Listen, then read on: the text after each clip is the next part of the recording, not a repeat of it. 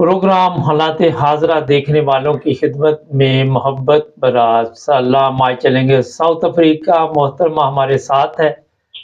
इमरान खान के खिलाफ वादा माफ गवाह अब याद आ गया इनको। एक तरफ गवर्नमेंट जा रही है, बताया जा रहा है, और जो मुझे इतला मिली है कि कोई बहुत बड़ी चाल चलने वाले हैं, कोई नया ड्रामा सामने आने वाला है। तो मोहतरमा से पूछेंगे ये अब क्या करने वाले हैं। जी अस्सलाम वालेकुम। वालेकुम अस्सलाम। मैंने कहा ये अब साइफर दोबारा जाग गया है, जिंदा हो गया है और मजिस्ट्रेट के सामने बयान भी दिलवा दिया गया है। क्या हो रहा है इस वक्त? देखिए, जो मुखालफीन है 15-16 जमातें और फिर आए दिन नई नई जमातें ये जो बना रहे हैं, ये इमरान खान के खिलाफ रोज ही कोई ना कोई ऐसा महाज लेके आते हैं कि जिससे उसको डिग्रेड कर सके। ठीक है, और उसकी जो पॉपुलैरिटी है उसको कम कर सके। लेकिन जो कुछ भी करते हैं वो उनके अपने ही गले पड़ जाता है। मुझे हंसी इस बात पे आ रही है कि दुश्मन भी अल्लाह दे तो ऐसा दे कि जिससे मुकाबला करने में बंदे को मजा भी आए, बंदा एंजॉय भी करे कि वाकई भी मुकाबला हो रहा है। लेकिन ये ना तो ये पढ़े लिखे हैं, ना इन्हें कोई शऊर है, ना अकल है, ना तमीज है, ना ये सीखने की कोशिश करते हैं। ठीक है, और ये हर वो काम करते हैं ऐसा जो 15 महीनों से, पिछले 15 महीनों से इन्हीं के गले में पड़ता जा रहा है जी। जो स्क्रिप्ट राइटर है ना, वो इतनी उजलत में काम करता है कि कहीं ना कोई सुकम रह ही जाता है। अब देखें कि हर दूसरा बंदा तो रिपोर्टर और सहाफी बना हुआ है, तो जहाँ पे मिसाल के तौर पे 10 लाख लोग, मिसाल मैं दे रही हूँ कि अगर 10 लाख लोग सहाफी होंगे तो उनकी 10 लाख राय होंगी। क्योंकि हर किसी का अपना दिमाग होता है, अपना वो सोचते हैं, अपने हर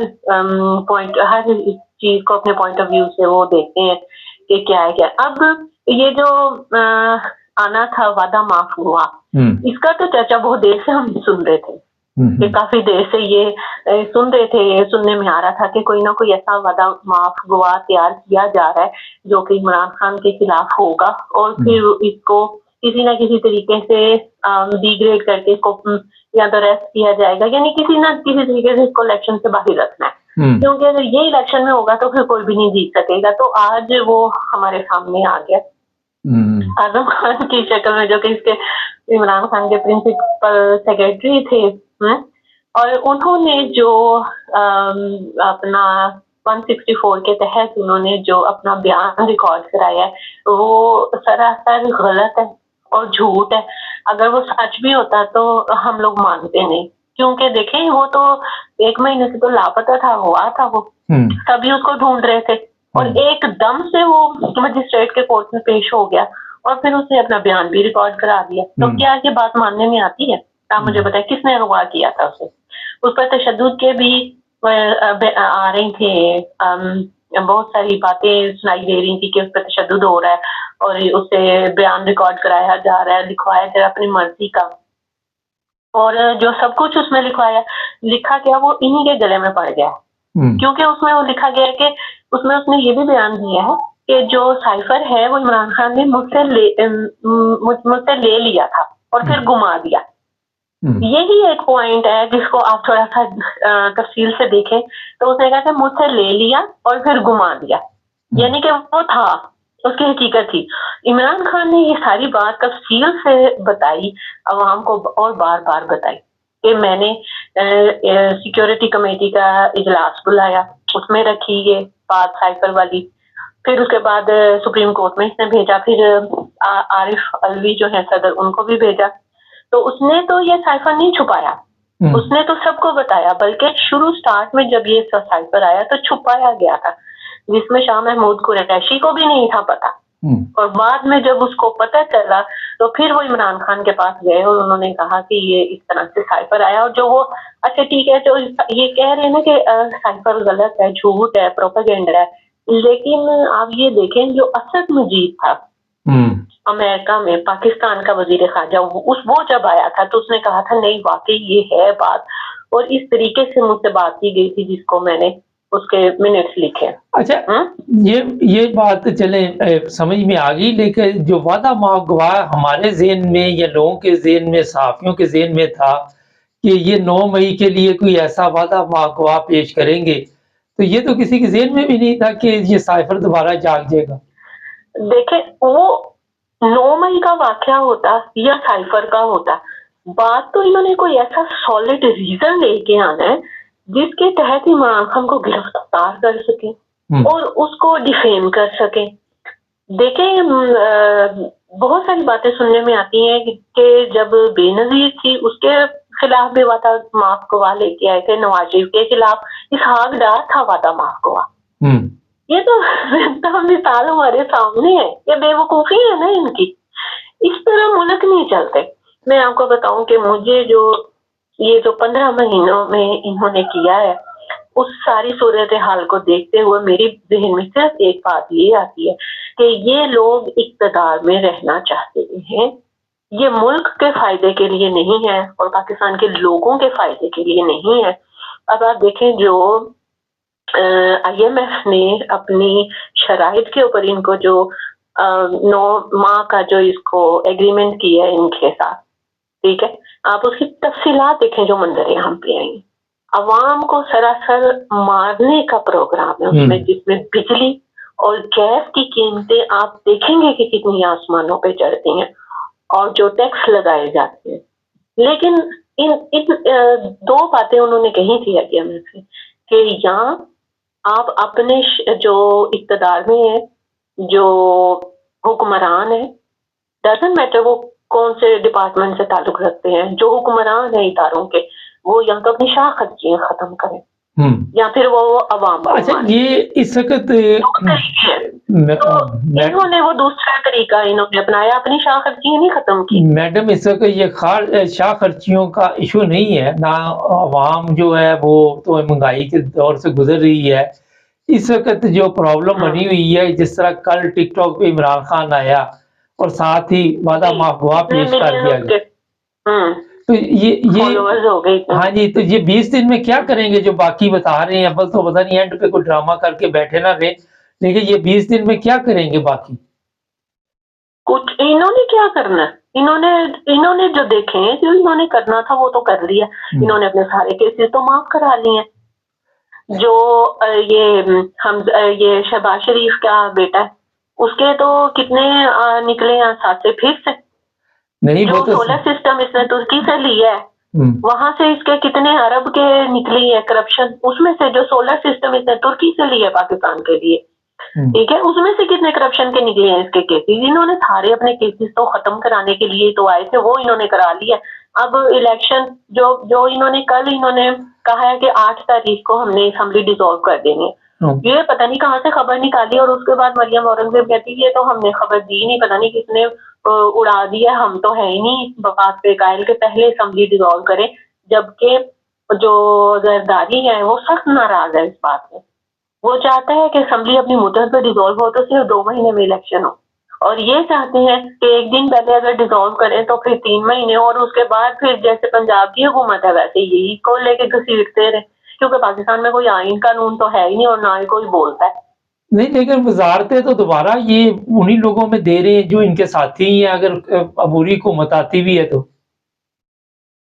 तो ये हुकूमत तो ये मुल्क तो इन्हीं है ना, अवाम का थोड़ी। अगर अवाम का होता, जमहूरियत होती, तो अवाम में से नुमाइंदे होते ना, फिर से नए नए चेहरे आते, नया दिमाग आता, वो पाकिस्तान तरक्की करता। ये तो एक वो क्या कहते हैं, बादशाहत का एक जैसा निजाम होता है, जनरेशन टू जनरेशन, पहले बाप फिर बेटा फिर बेटी फिर बाप फिर भाई। आजकल मरियम कहाँ गायब है? मरियम नवाज किधर गायब है? जो उसको शटअप कॉल मिली हुई है, इसलिए वो चुप करके बैठी हुई है। हालांकि ये बात कोई ना बड़ी अचंभे की बात है कि वो खामोश बैठी हुई है, ना ट्विटर पे, ना कहीं फेसबुक पे, ना कहीं लेकिन मेरे पास तो एक खबर है, हमारे पास तो एक खबर है, मेरा कोई तबीयत भी ठीक नहीं उसकी कोई। ये ना लोगों को नहीं कुछ होता, तबीयत नहीं ठीक इसकी, वो बात नहीं है, वैसे ही किसी ने चपेड़े मारी है मुंह के ऊपर, کہ بس بکواس بند کرو اب، کیونکہ نواز شریف اور جو مریم ہے اس والے ٹبر کو نہیں اسٹیبلشمنٹ لانا چاہتی. وہ شہباز شریف ان کو زیادہ پسند ہے، ان کو 2 گھنٹے بھی جھڑکیں کھاتا رہتا ہے. اور بلاول بھی پسند ہے امریکہ کو، اور شہباز شریف بھی امریکہ کو پسند ہے، کیونکہ جس طرح سے انہوں نے بوٹ پالش کی ہے 75 سالہ تاریخ میں آج تک کسی نے نہیں کی، اس لیے یہ دونوں اچھے ہیں ان کے لیے. تو یہ مریم وغیرہ تو یہ گالیاں بھی دیتے رہے ہیں نا اسٹیبلشمنٹ کو بھی، ہماری جوڈیشری کو بھی، ججوں کو بھی ٹولے کہہ کے. تو وہ کہتے ہیں نہیں یہ آپ ٹھہرے ذرا بھی نا سائڈ پہ رہے ذرا، ان کو چپیٹ کرائیے. فوجی عدالتوں خاموشی سے بیٹھی ہوئی ہے. فوجی عدالتوں کے بارے میں کیس لمبا ہوتا جا رہا ہے، کیا اتنا اس میں؟ تو وہ اس لیے لمبا ہوتا جا رہا ہے کہ جو بھی کیس لمبا ہوتا جا رہا ہے آپ یہی سمجھ لیں کہ اس کے بارے میں کوئی بھی فیصلہ نہیں ہے. پاکستان کے آئین میں کہیں پہ بھی یہ نہیں لکھا ہوا کہ فوجی عدالتیں ہوں گی، کیونکہ جب بے نظیر تھی اس کے دور میں بھی ایسے ہوا تھا، تو اس نے کہا تھا کہ نہیں ہم لوگ اس کے حق میں نہیں ہیں کہ فوجی عدالتیں ہوں. تو فوجی عدالتیں تو کبھی بھی نہیں تھیں اور ابھی بھی نہیں ہوگی، کیونکہ اعتزاز احسن اور لطیف کھوسہ یہ دونوں کافی اس چیز پہ کام کر رہے ہیں. یہ تو ایک ایسے دیکھیں نا بہانہ ہے پی ٹی آئی کو ختم کرنے کا کہ کسی نہ کسی طریقے سے اس کو ختم کیا جائے کچھ بھی کر کے، لیکن عمران خان ان کے نا قابو میں آ نہیں رہا. مسئلہ یہ ہے کسی طریقے سے قابو میں نہیں آ رہا. اچھا سوشل میڈیا اکاؤنٹ جو بنایا ہے اس سے بھی ان کو مصیبت پڑ گئی؟ ظاہر ہے سوشل میڈیا پہ تو ہر کوئی آ کے اب کر سکتا ہے نا بات، تو وہ تو ان کے لیے ہے ہی ہے مصیبت، کیونکہ لوگوں کو اب اپنی رائے دینے کی آزادی ہے صرف سوشل میڈیا کے طور پہ، ویسے نہیں جیسے جلوس نہیں کر سکتے یا کچھ نہیں ایسے. تو وہ پھر جس کے جو دل میں آتا ہے وہ کہتے ہیں.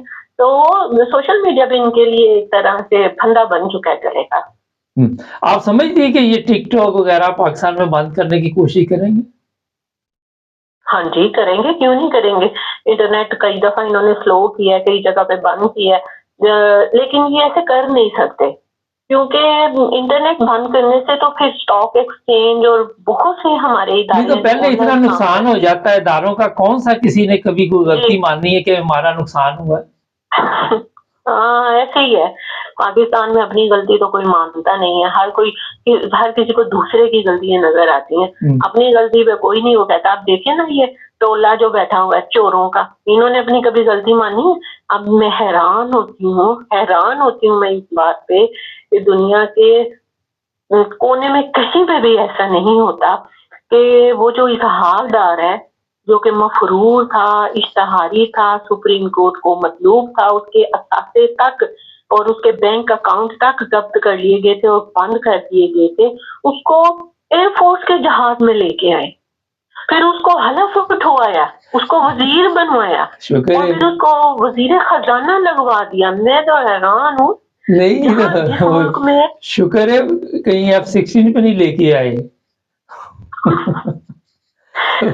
اور پھر دیکھیں اس کے سارے اثاثے جو منجمد تھے وہ اس کو واپس کر دیے، اور اس کے ساتھ ساتھ ظلم اور زیادتی کی انتہا دیکھیں کہ اس کو کتنے سالوں کی جو تنخواہ تھی وہ بھی اس کو دی گئی.